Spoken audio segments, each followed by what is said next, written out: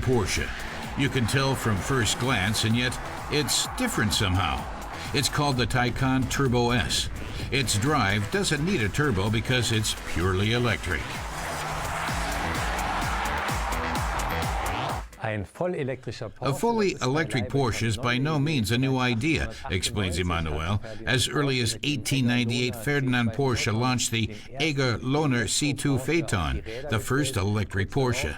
Shortly thereafter, this was developed as a hybrid. Back to the first electric Porsche. It had about 3 to 5 horsepower and a top speed of 25 kilometers per hour. At over 2 tons, it was very heavy. The reason why Ferdinand Porsche turned away from electric mobility. For a long time, the concept of e-mobility was abandoned. It was only over 100 years later, with the development of lithium-ion batteries suitable for cars, that electromobility staged a return. Now, let's have a look at what electromobility has to offer, namely the Porsche Taycan Turbo S. Mobilität heute bieten kann, nämlich der Porsche Taycan Turbo S. The Turbo S is the top model and has a maximum output of 560 kilowatts, accelerating from 0 to 100 kilometers per hour in 2.8 seconds.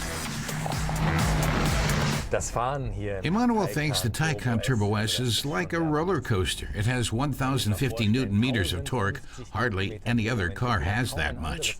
If you step on the accelerator, you get pushed backwards. The engine noise is missing. Also, like on a roller coaster.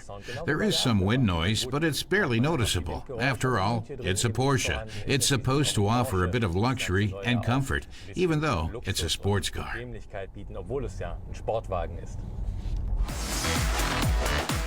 Porsche offers an optional sound generator for the Taycan. This does not simply imitate the sound of a combustion engine. It's fused with the sounds of the electric motors. It can be heard from the interior and the outside. The Taycan has 2 electric motors, says Emanuel, one at front and one at the rear, so it's essentially a 4-wheel drive vehicle. There are exceptions when it's only front-wheel driven, but in most cases, both motors run simultaneously. This switching on and off of the motors happens in milliseconds. The driver doesn't even notice, but benefits from the improved driving characteristics.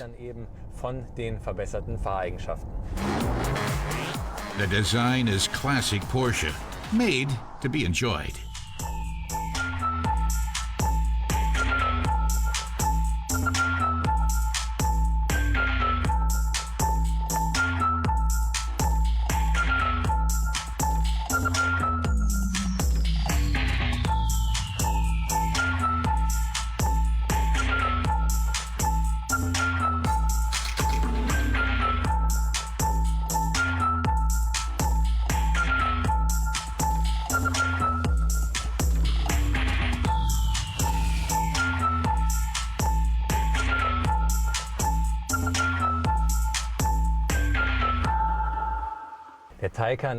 Emanuel thinks the Taycan is the car of the future. You notice it in the electric motors, but also in other ways.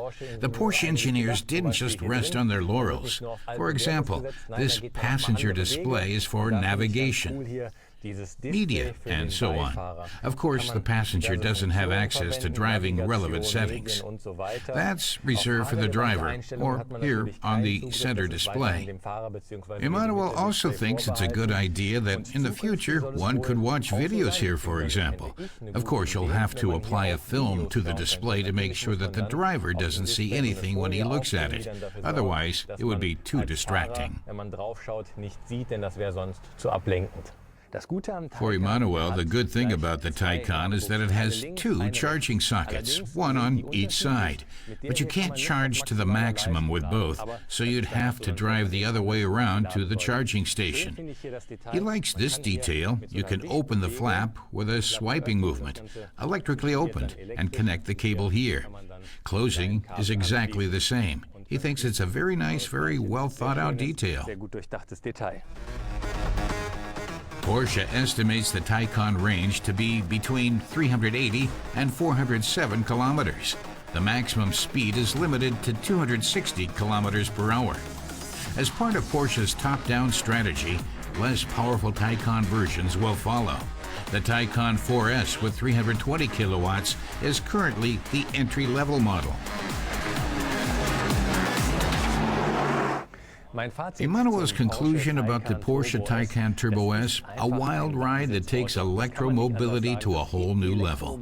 But one thing is clear. Most of us probably don't have deep enough pockets and can only dream of owning one due to its entry-level price of 185,000 euros. And if you do have that much petty cash lying around, you could probably invest it more sensibly elsewhere. Durchaus sinnvoller investieren.